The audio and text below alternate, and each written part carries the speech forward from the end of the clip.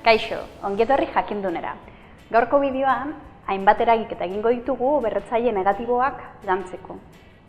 Hurrengo ariketetan, emaitza berretzaile positiboarekin adierazi behar dugu, bai? Bueno, ikusten duzuenez, zatiketak eta biderketak dira, lau adibidetan, eta errokizuna berdina da.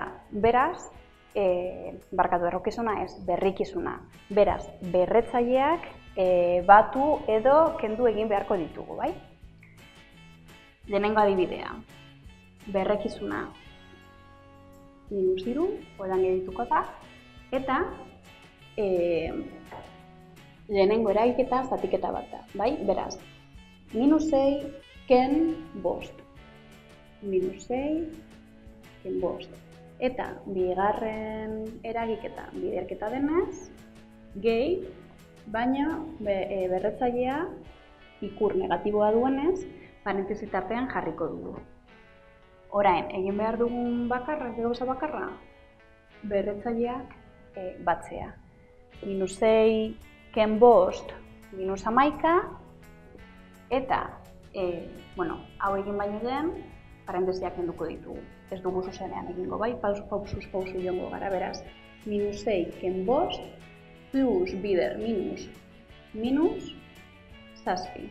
Eta orain bai, -6 ken 5, -11. -11 ken 7, -18. Hasieran esan dugunez, berretzailea emaitzan positiboa izan behar dela, gure ariketen baldintza delako. Zer egin behar dugu? Berreketa hau zatiki moduan adierazten, bai? Beraz, bat zati, berrekizuna dagoen bezala kopiatu, eta berretzailea bere balioa berdin izango da, baina izendatzailean idatzi dugunez, bere ikurra aldatu egiten da, bai? 18 positibo.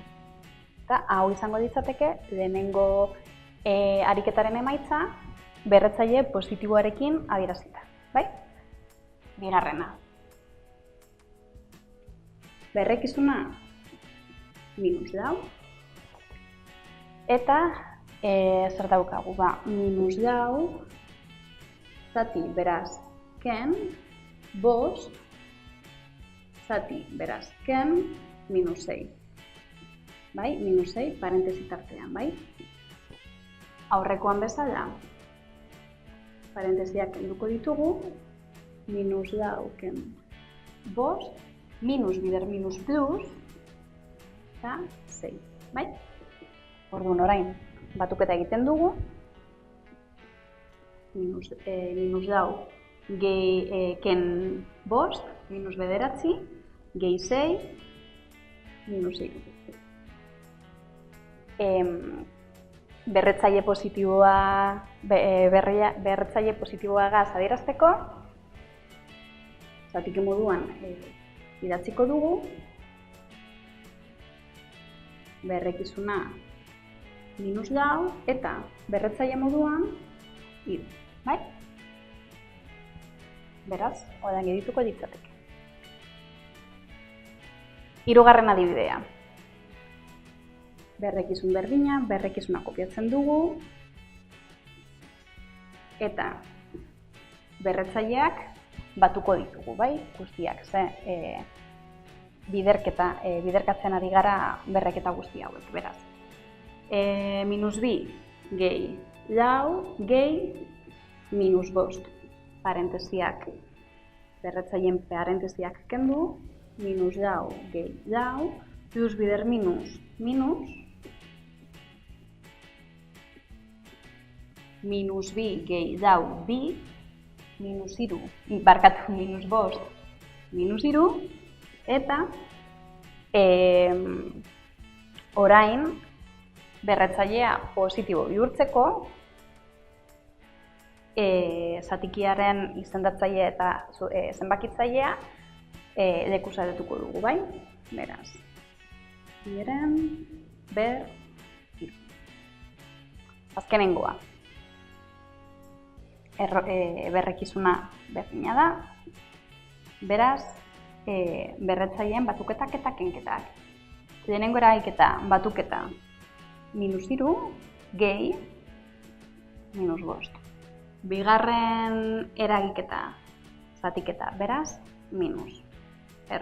Berretzailea, 0.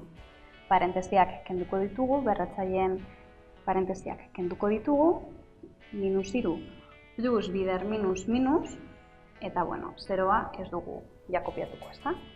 Beraz, zer gehituko zaigu? -8, eta berretzaile hau positibo bihurtzeko, izendatzailea eta zenbakitzailea lekuz aldatzen dugu, eta listo. Hoxe izan da guztia. Gogoratu, web orria edean eta YouTubeen jarraitu jakindun.